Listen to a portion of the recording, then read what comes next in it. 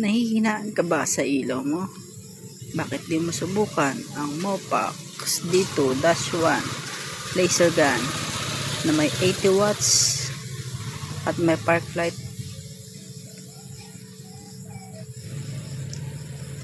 Kaya testing natin. Ayan ang park light niya. As you can see, malakas naman.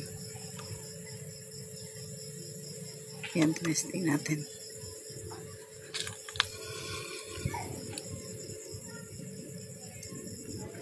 Dito makikita nyo.